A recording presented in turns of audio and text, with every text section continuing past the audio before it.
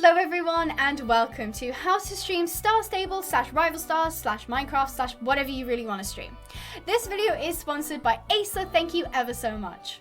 Streaming can be really scary to get into because maybe you've done video editing before, maybe you have a YouTube channel, and streaming is completely different to making videos. Maybe you haven't made videos and it's still really scary, but you kind of want to get into it because it seems fun. And let me tell you, it is fun. I would recommend it. It is actually a lot of fun. However, there's a lot that goes into streaming and it can seem a little bit overwhelming. So I'm here to try and help guide you through first of all, the startup of streaming and give you a little advice on how to maybe grow your streams as well. So tip number one is you need a device that can stream. This one's a little bit obvious, but it's also probably one of the harder ones just because there's so much that you need to think about, especially if you're not used to working with PCs, laptops, whatever, and you're not used to specs and you're not sure what you're looking at or what you need.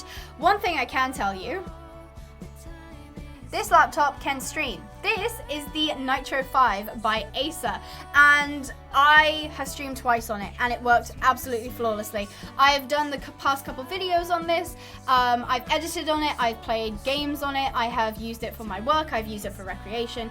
This is definitely, I would say, a must-have because it has everything you need. You don't need to worry about upgrading a PC, you don't need to worry about investing in a laptop that isn't going to be able to run, because this can. I assure you it can, because I have two streams up on my channel that you can watch where I streamed on it and it was brilliant.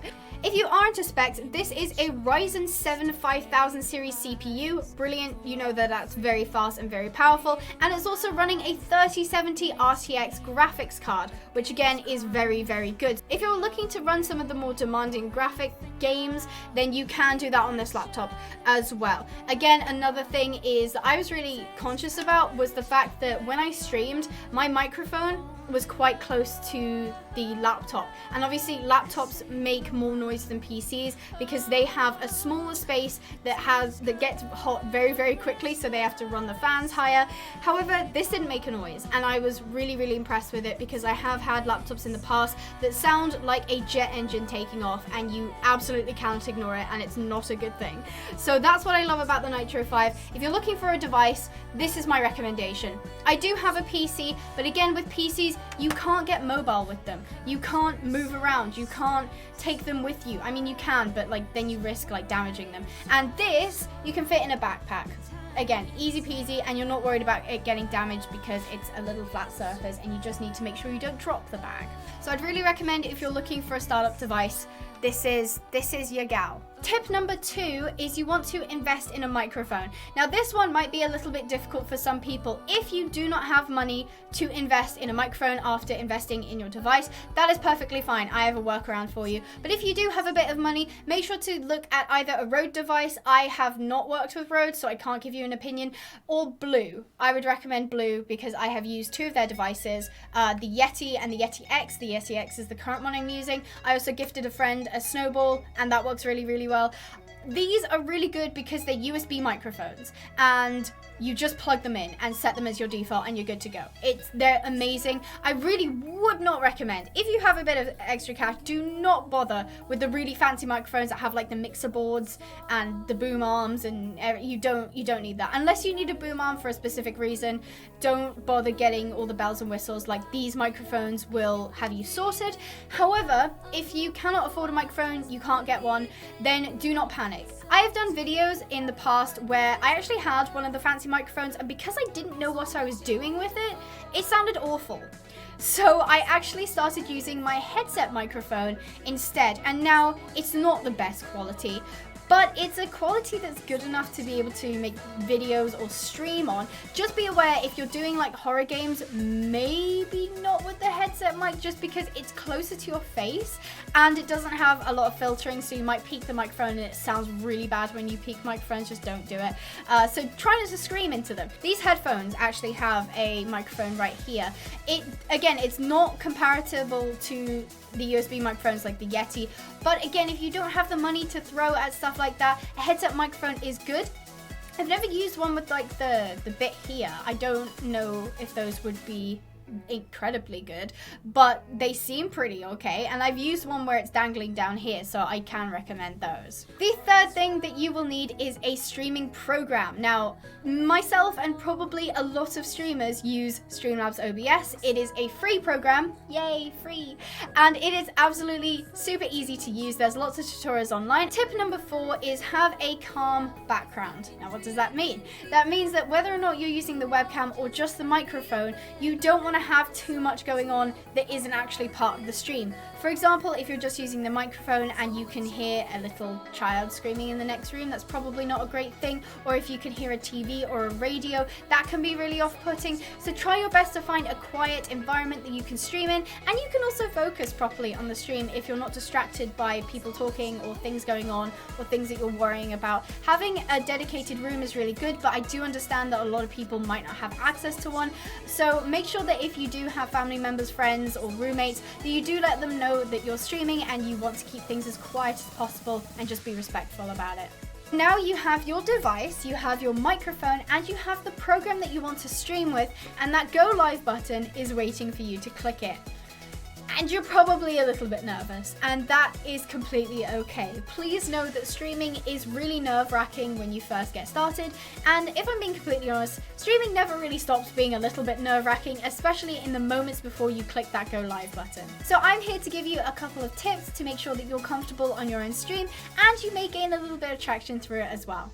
Tip number 1, you want to have a general idea of what you're doing on the stream. So first of all, pick a game. That's very, very important so that you can set what game you're playing in the stream so you can be found more easily on either platforms. Secondly, you want to make sure you know what you're doing so you're not kind of standing around awkwardly.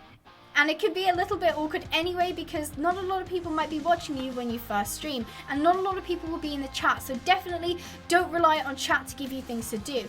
Have an idea so that you're driven and you're entertaining yourself as well. Play the game, whether it be a game mode or you're doing, for example, riding in Star Stable where you're training, anything that keeps you busy and you engaged during the stream. Tip number 2, be aware, as I said, it might get a bit awkward, but not a lot of people will be watching your stream. So you might end up with 0 viewers or nobody in the chat really talking. So imagine it from a viewer's point of view. You're streaming and you've got nobody watching, but somehow somebody's found your stream and they join and you're sitting in silence and you're not really doing anything and it's a little bit awkward. They're probably going to leave. However, if you start streaming and you're engaging, whether it's just that you have the confidence to be able to commentate and you're talking to yourself, or you're driven and you know what you're doing and you're kind of chatting about it, whether you're just telling stories as if people were actually there, or you're commentating on the game, then when somebody joins, they're way more likely to be engaged and actually want to stay for the stream. Remember, unless you're a skill streamer, as in you're really, really good at whatever game you're playing, and this doesn't really count for Star Stable, people will come to watch for entertainment and for you. So you have to be there, you have to be engaged. It can be really, really difficult, especially if you don't have face cam, for people to really connect with you. But that's what you want, is the viewers to connect with you. And if you don't have face cam on, keep talking. Talking is the most important thing because people can engage when you're talking. People can listen to what you're saying. People can react on what you're saying, can ask questions and get an actual direct response. And that's really, really good for the viewers. I would recommend streaming with a face cam, but again, that's really scary and it's not for everybody, and not everybody will be able to.